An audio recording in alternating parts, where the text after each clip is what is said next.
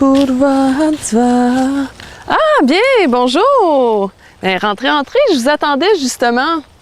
J'avais commencé mon balai à faire le ménage parce qu'aujourd'hui, je vais vous parler comment nettoyer sa maison, son lieu de vie, pour que ça soit plus harmonieux. Suivez-moi! Pour commencer, évidemment, c'est important que tout soit rangé, tout soit à sa place. Une petite feuille par-ci, une petite feuille par-là, tout bien rangé. Vous savez, quand on arrive dans un nouveau lieu, dans une nouvelle maison, c'est important de nettoyer la maison parce qu'il y a les empreintes énergétiques des autres personnes qui habitaient. Et je pense pas qu'on a envie de vivre dans les énergies des autres personnes. Vivre dans une maison qui est bien harmonisée, ça nous aide à avoir une meilleure créativité, une meilleure intuition aussi, et c'est bon pour toutes les personnes qui habitent dans la maison avec vous. Alors, il existe plusieurs façons de faire, c'est sûr, il y en existe plein, autant qu'il existe de personnes.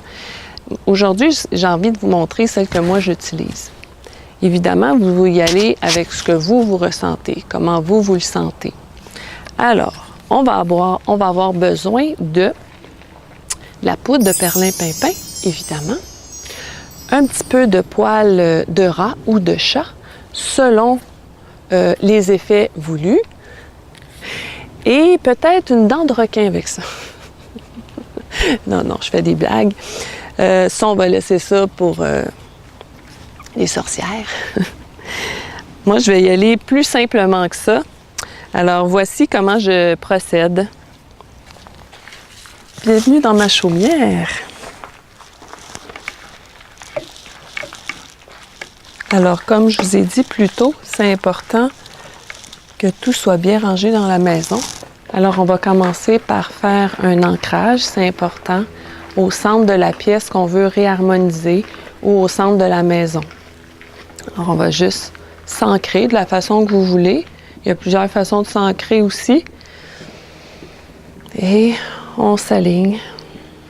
Et on fait notre intention. Notre intention ici, c'est de réharmoniser la maison. J'avais un petit moustique dans l'œil. Fait que moi, ce que je vais utiliser,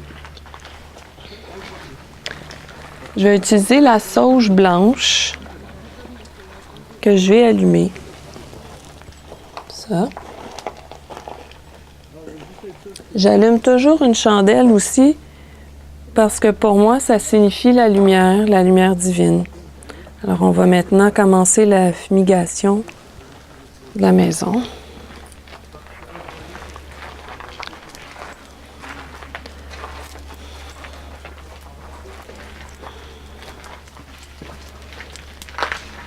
Toujours dans l'intention de réharmoniser, d'énergiser. On fait le tour de la maison ou de la pièce. Bon, là, c'est sûr, on peut le faire un petit peu plus longtemps. Là, pour la cause, je vais arrêter ça ici comme ça. Je vais fermer, éteindre ma boucane. J'aime bien aussi utiliser des bols comme ceci, faisant teinter.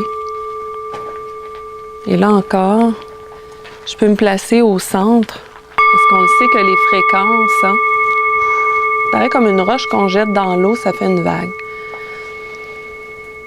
Toujours en restant centré et ancré.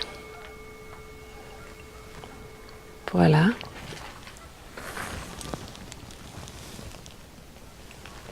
Parfois, j'utilise les cloches tibétaines. On n'a pas besoin de tout utiliser les choses, là, c'est un ou l'autre.